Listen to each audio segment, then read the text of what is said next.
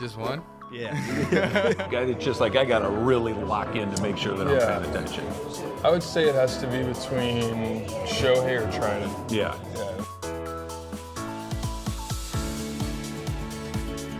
ドジャース、怪我から復帰した新人捕手のラッシング選手がインタビューに答え、大谷やカーショウのこと、そして自身の役割についても語っています。また、大谷を羨ましそうに語るタティスの動画も合わせて訳しました。The night after Clayton Kershaw pitched his final home start of the regular season, who knows how it shakes out in October once we get a little later into it. We're here with the man who was behind the plate for it all, Dalton Rushing, Dodger catcher. Dalton, take me through what it was like for you last night, knowing that I'm going to go out there, Dodger Stadium, Clayton Kershaw's final home start. Yeah, it was pretty special, and obviously the atmosphere was pretty loud, pretty awake, I guess you could say, for his last regular season start. But I wouldn't say it was any different than the last few that I've caught from Kershaw. It was he's a man that really believes in his routine, and so yesterday just felt like really another start. And there were no extra nerves, no extra excitement, I guess you could say, as far as it being his last one. I would say you could see a little bit of emotion on his face from time to time, but after 18 years of doing what he's done, I think he deserves to have as much emotion as possible. It was kind of an interesting night, and kind of a perfect Kershaw night last night, because first guy of the night knocks one out of the ballpark. You're like, oh my gosh, here we go. And then he just Kershaw'd it. He just grinded it out after that. Yeah, it was pretty special. It's one of those things, like, we go back and forth every time I catch him, and it's like we give up a run, we both look at each other, and it's like that's all they get. That's all they get. Yeah. And so last night we had one of those little encounterments. We get in the dugout, and he looks over at me, and he's like, hey, that's all they get. And I'm like, you're right. That's all they get. And so we kind of cruise from there and look good. What's it like? Obviously, this is your first season in the big leagues, and getting in the big leagues is an amazing accomplishment. But you get called up on a team that is not here to just, hey, take your time, figure it out. It's like, we got to go win the World Series again. What's that feel like? Yeah, it's. I think you make it. You take it the way like you want, and you do whatever you need with, I guess, the role that you're given, whatever it is. Like, you want to be the best at it. You want to do your best, and essentially the number one goal is you just want to win. And I think that's a better way of teaching a player how to play in a franchise like this, play at this kind of level. You're knowing you're going to be in the postseason, you're going to be playing in big games, you're going to be taking big at-bats. There's going to be 60,000 people back there supporting you and cheering for you, booing you, whatever it is. And so I think it makes it a little more special.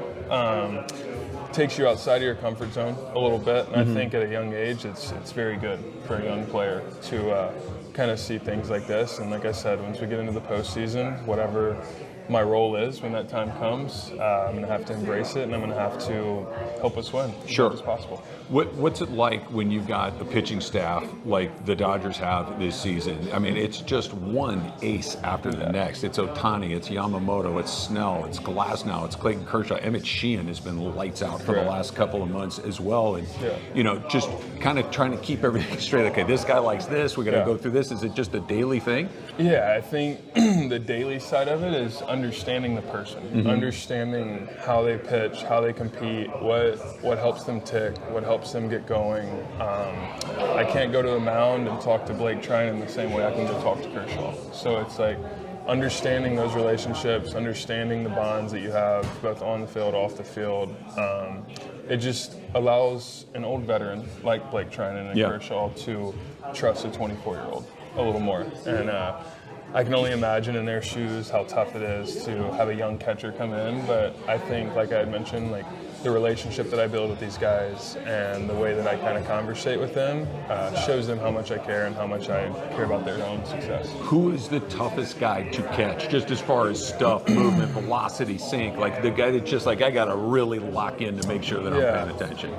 I would say it has to be between Shohei or Trinan. Yeah. I mean, Trinan's throwing video game pitches. Yeah, it's like a wiffle ball. Yeah. It's like a wiffle ball. Yeah. What Shohei is this right up there too? Shohei can get right there with him. It's he's got 6-7 pitches, and they all move a lot. Yeah. And so And he manipulates the ball so well. So it's like he could throw one slider at 92, he could throw another slider at 84. So you never know. So it's like the uncertainty of what it's going to do makes it a little tougher. But then again, that's what makes him really good. What made you decide to take the mustache off? It's a little bit of everything. I do it for good luck. If I'm hitting well with it, I keep it. If I'm not, shave it off. Like Crash Davis said, if you're hitting because you think you're doing XYZ, then you are. Exactly. Yeah. It's a superstitious thing. I shaved it off. Girlfriend was very excited to know that it was gone. She wasn't a fan? She wasn't a fan, but I mean, she never tells me no. She's always a fan of whatever helps me feel like it's making me play better. Yeah. Whatever superstition I have, she kind of supports. So it might come back with a postage. What's the vibe check with the team right now? Obviously, it's been kind of a different sort of season, coming into the year. Saying they're going to win 125 games. It's like, hold on a second, nobody wins 125 games. It's still baseball. I think this team was tested at a very unique time of the year. Yeah. And I think that's what really brought out the best in us as a team and allowed us to, one, look in the mirror and understand, like, hey, yes, we are the best team in baseball, but we still have to play like the best team in baseball. We don't just show up and win. Does it feel like you guys have kind of hit a stride? You look at the starting pitching, you look at the way guys are swinging the bats, it feels like you're ascending at the right time. I think we just look like a team, honestly. I think we're all playing the game the right way. Everyone's understanding their job. As a catcher, it's a little easier to see those things because, I mean, as a catcher, no one cares if you go out there and you're 4 for 4, you're 0 for 4. Like, you have 8 guys in front of you, and probably 6 of those 8 being some of the best hitters in the world.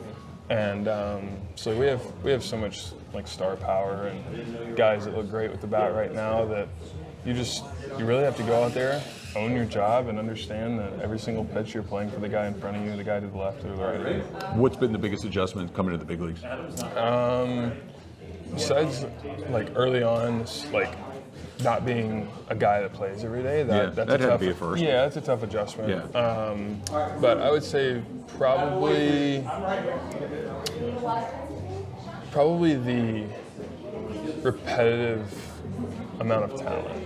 So, like, you're seeing the back end of a bullpen, and it's still better than anything you've seen throughout the minor leagues. And is it too simple? It's just everybody's a big leaguer. Yeah, and we talk about it as catchers all the time. It doesn't matter if it's the leadoff or it's the 9-hole. They're still big leaguers. Yep. 9 holes are big leaguers. So it allows you to put it in a better perspective and understand how good some of these players actually are. Last one for you. How's the leg? Oh, it's good. It's good. It's still a little colored up, but yeah, it's good. We're playing on it. It feels great. Looking forward to just. I mean, you're a comfortable. catcher. I'm sure you get your fair share of bumps and bruises along the way. But watching that, it's like, oh man, that's right off the shin. You wear it in a spot that you never really get hit. Yeah. And it's always protected. So I think that was probably the biggest pain of it. Was I've never hit a ball that high up on my leg. So, it was like halfway between your knee and your ankle. Yeah. So it wasn't a pleasant feeling, but I wouldn't think so. But we're all good now. Awesome. Well, congratulations on a great rookie season, and still a lot more to go. Appreciate it. Thank you. You got it. Thank you.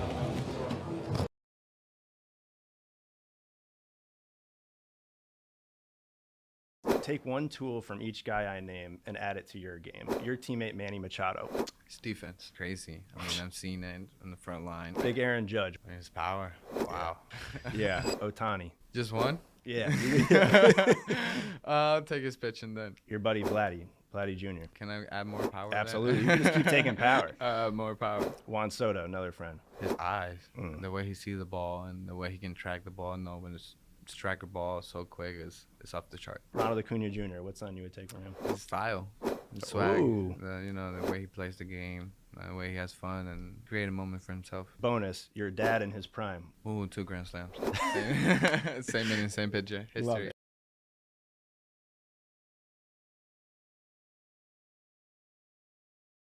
All the players in the league. if you have to pick one player, who do you think is the best player in the league right now? I feel like that's a really obvious question, you know? No, but he's my rival. I'm not going to mention his name. You know it already, you know it. 17 for the blue team.